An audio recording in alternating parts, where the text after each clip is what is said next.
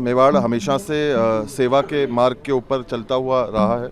गुरुदेव के भी यही निर्देश थे, आदेश थे कि यही सेवा जो मेरे पूज्य पिताजी ने, मेरे दादाश्री ने और मेरे पुरखों ने जो करी है, उसी नक्शे कदम के ऊपर चलने के लिए मुझे जो है वो आदेश दिया गया है। और उनकी असीम कृपा से, उनके आशीर्वाद से मेरा प्रयास यही रहेगा कि जो मेरे पुरखों ने जिन पद चिन्हों के ऊपर काम किया है, मैं भी उन्हीं पद चिन्हों के ऊपर चलकर कार्य करूँ।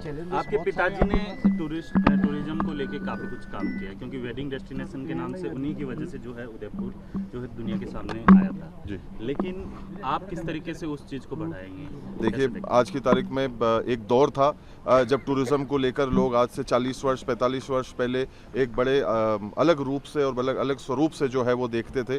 आज वो रोज़गार का एक इतना बड़ा जो है वो कार्य बना है, केवल ही शहर में नहीं अपितु प्रदेश में और देश में, और जन जन को जो है इस चीज़ को लेकर, इस सोच को लेकर जो है वो कार्य जो है लोगों को रोज़गार मिलने का, कमाने का जो है वो मौका मिला है। इस चीज़ की हम लोगों को बड़ी खुशी है। नए आयाम वेडिंग को लेकर जो है पिताश्री ने सन 80 के दशक के अंदर, 90 के पहले के दशक के अंदर उन्होंने इस चीज़ की सोच जो है वो रखी थी। और आज हम देख रहे हैं कि पूरे ब्रह्मांड में, पूरे विश्व में जो है उदयपुर का नाम जो है वो वेडिंग डेस्टिनेशन को लेकर जो है वो उसकी चर्चा की जाती है, और यहाँ के स्थानीय लोगों को जो है वो रोज़गार मिलता है। इस चीज़ को लेकर हमें बड़ी खुशी है।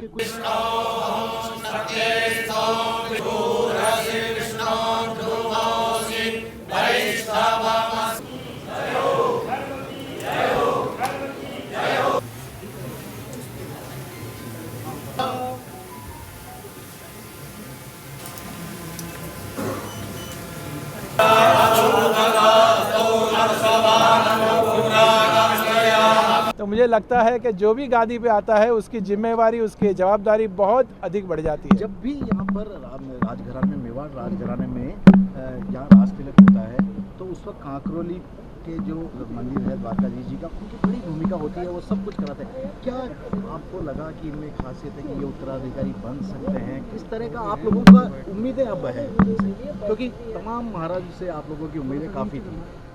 संतों का एक निर्णय होता है, रामाय स्वस्यात् रावणाय स्वस्यात्। संतों में कोई दुर्भावना नहीं होती।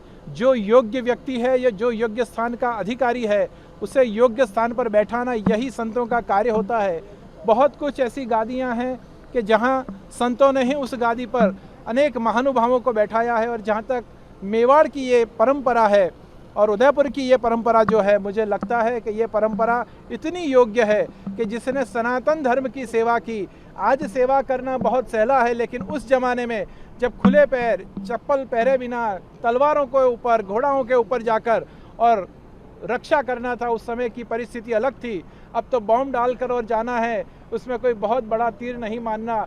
इसीलिए मैं कहता हूँ कि जो राखे धर्म को तिह राखे करतार, जो धर्म की रक्षा करता है वही धर्म उन परिवारों की रक्षा करता है। क्या कहना चाहेंगे आज के, क्योंकि जिम्मेदारी तो आपने दे दी, कुछ दिशा निर्देश भी?